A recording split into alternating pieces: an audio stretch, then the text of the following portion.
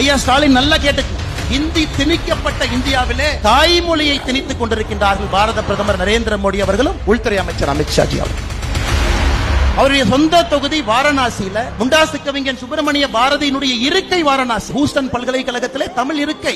எந்த அளவுக்கு தமிழை நேசிக்கக்கூடிய ஒரு பிரதமராக நரேந்திர மோடி அவர்கள் இருக்கின்றார்கள் என்பது ஒரு நான்கும் சாட்சி, ஒரு நாள் இலக்கணங்க ஐயா. இங்கே நம்முடைய அமித்ஷா ஐயா இருக்கிறார். ஐயா ஸ்டாலின் நல்லா கேட்டுக்கு. அமித்ஷா அவர்கள் சென்னையில நவம்பர் 12, 2022 உங்களுக்கு ஒரு அறிவுரை கொடுத்தாங்க. இந்தியாவில் மருத்துவ கல்வியிலிருந்து தொழில்நுட்ப கல்வி, medical education and technical education, அதை உங்களுடைய சொந்த தாய்மொழியில சொல்லிக் கொடுங்க ஸ்டாலின் அவர்களே.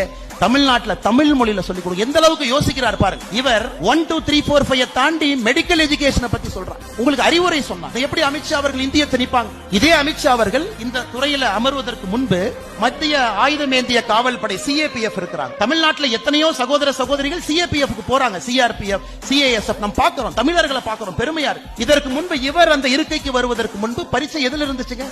ஆங்கிலத்தில் இருந்தது, ஹிந்தியில் இருந்தது. உள்துறை அமைச்சராக வந்த பிறகு 13 பிராந்திய மொழிகள் தமிழ் உட்பட அந்த பரீட்சை எழுதலாம். 13 மொழிகள் முதலாக தமிழ்ல பரீட்சை எழுதலாம். இவர்கள் எப்படி இந்திய திணிப்பாங்க? ஹிந்தி திணிக்கப்பட்ட இந்தியாவிலே தாய்மொழியை திணித்துக் கொண்டிருக்கின்றார்கள் பாரத பிரதமர் நரேந்திர மோடி அவர்களும் உள்துறை அமைச்சர் அமித்ஷாஜி அவர்கள். அதனால எந்த ஊர்ல உட்கார்ந்து யாருக்கு நம்முடைய முதலமைச்சர் அவர்கள் கதை சொல்லிட்டு இருக்காங்க எனக்கு தெரியும்.